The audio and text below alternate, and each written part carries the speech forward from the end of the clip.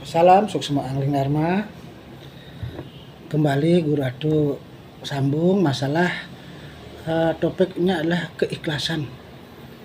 Kata ikhlas itu kalau bahasa Bali adalah las cariu. Las berarti kita itu ikhlas tanpa beban. Karena disinilah kita semua umat akan diuji pada saatnya apa yang memang merasa kita miliki, baik itu orang-orang yang kita sayangi, kita cintai, benda-benda berharga, atau mungkin segala sesuatu yang memang kita selama ini punya, ataupun apapun yang ada di dunia ini, pasti suatu saat akan diambil oleh yang memiliki semua itu, yaitu siapa? Ya Tuhan. Bagaimana bentuknya, caranya, apa yang kita miliki diambil kembali oleh beliau, itu kan beliau yang punya urusan, dan tentunya disesuaikan dengan karma kita agar kita bisa las cariu, kita bisa bisa kita ikhlas dalam kita menerima segala ujian apapun bentuknya.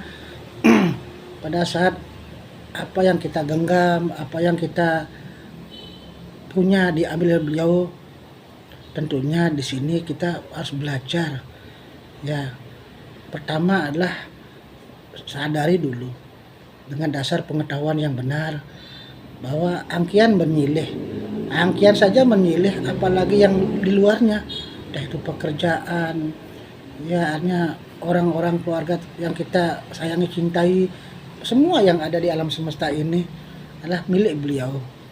Jadi itu dulu kuncinya, bahwa yang kita punya, yang ada di dunia adalah titipan. Itu dulu kunci pertama.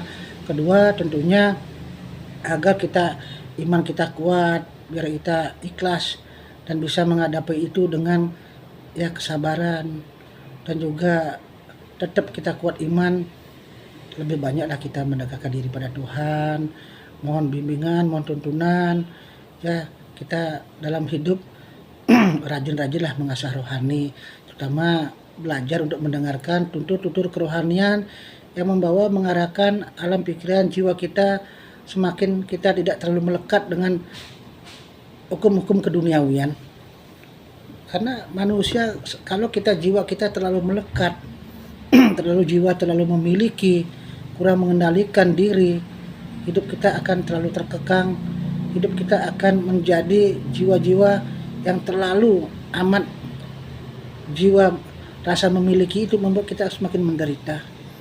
Makanya kendalikanlah perasaan hati jiwa kita, hal-hal yang terlalu memiliki itu, karena sejatinya semua itu kan titipan.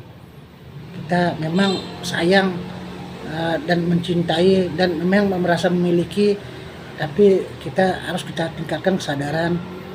Kita tidak boleh terlalu mempunyai jiwa memiliki, dalam artian jiwa memiliki adalah melanggengkan seakan-akan apa yang kita miliki itu tidak boleh diambil orang lain, atau mungkin tidak boleh musnah. Sedangkan hukum Tuhan kan berkata, ada kelahiran, ada kematian, ada siang, ada malam, ada yang datang, ada yang pergi. Artinya itu sudah ketentuan Tuhan. Jadi kita harus bersiap-siap dalam hidup ini untuk menerima kenyataan itu. Jadi sejatinya apa yang pergi itu sejatinya tidak hilang, cuma pindah tempat, pindah alam. Ya, kita sebagai manusia kan tidak tahu segala proses apa yang akan kita hadapi, bagaimana hasilnya, bagaimana selanjutnya kan tidak tahu. Makanya banyak berserah diri. Pada saat kita menerima ujian, mendapat ujian, sesuatu yang kita punya, miliki diambil oleh Tuhan, tetap kita banyak mohon pengampunan, tetap matur susmo. Tuhan sudah memberikan ujian cobaan agar kita semakin sadar diri bahwa apa yang melekat dalam jiwa kita, melekat di dunia ini yang kita merasa punya adalah titipan. Kita serahkan sepenuhnya pada Tuhan dan mohonlah petunjuk jalan keluarnya, dan mohon petunjuk artinya yang terbaik, dan selalulah kita berusaha di sini batin lahir. Secara batin kita menghubungkan diri pada Tuhan. Secara lahir ya usaha, secara lahiriah. Misalnya kita bilang pekerjaan, kita hanya berusaha mencari pekerjaan, mencari relasi, tapi hubungan ke Tuhan itu utama dulu. Karena yang menentukan segala usaha, niat, dan apa hasilnya kan Tuhan. Jadi itu pesan dari Guru Adu kepada semua para sinar, agar kita dalam hidup kurangi jiwa dan kendalikan jiwa terlalu memiliki. Karena kita semua itu titipan, semakin kita mempunyai jiwa terlalu memiliki, hidup kita akan semakin sengsara. Karena kita akan merasa tersiksa, tidak terima, tidak ikhlas, tidak mau bahwa apa yang kita punya akan diambil. Karena sejatinya mengambil itu Tuhan, cuma lantaran dipakai alat itu kan banyak, entah si A, si B, entah alam semesta, entah penyakit, entah apapun. Jadi beliau yang punya kuasa, jadi kita intinya banyak berserah diri. Yakinlah Tuhan mengambil itu bukan berarti Tuhan tidak sayang sama kita.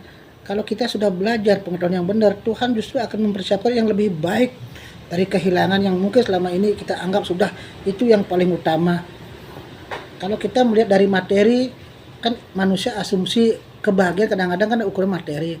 Kalau kita belajar ketuhanan, jangan menilai dari materinya yang kita lihat, tapi dari ya ketenangan, kebahagiaan, kedamaian jiwa pada saat kita dititipkan oleh Tuhan. Tentunya kita yakin segala sesuatu pasti ada ujian. Jadi janganlah ujian itu dipakai suatu patokan seakan-akan hidup udah kiamat, hidup sudah berakhir, Tuhan tidak sayang. Justru dari balik ujian itu namanya ujian, kalau kita lulus kan ditingkatkan.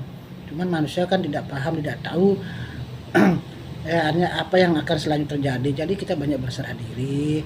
Ya pada saat kita memang bingung, stres, jangan lari kemana-mana. Banyak kita merenung, banyak mohon pengampunan. Kita terima kasih atas teguran Tuhan, bahwa sejatinya yakin Tuhan pasti punya niat baik kepada kita, asal kita juga niat positif, kita punya pikiran positif kepada beliau. Kalau kita pikiran kita selalu negatif pada beliau, justru hal yang sudah baik mau dipersiapkan jadinya kan bisa dicabut lagi. Udah, semoga para sinar semua kita menguatkan iman dengan cara ya tetap asahlah rohani, karena dengan rohani kalian bersih, jiwa rohani yang bersih, tulus, suci, mulia, segala doa-doa kalian akan bisa nyambung ke tempat-tempat para dewata melinggih, para bertarub, dan disambungkan kepada Tuhan Yang Maha Esa. Tapi kalau rohani kita gelap, ya bagaimana doa kita nyambung nyampe ke alam sana? Paling jin setan mengendalikan, jadi kita bingung, kita cepat emosi, kita tidak terkendali, dan akhirnya apa tujuan kita untuk lebih baik ke depannya jadinya buyar, sia-sia. Rahayu sareng sami bersinar, hidup jaya merdeka rahayu.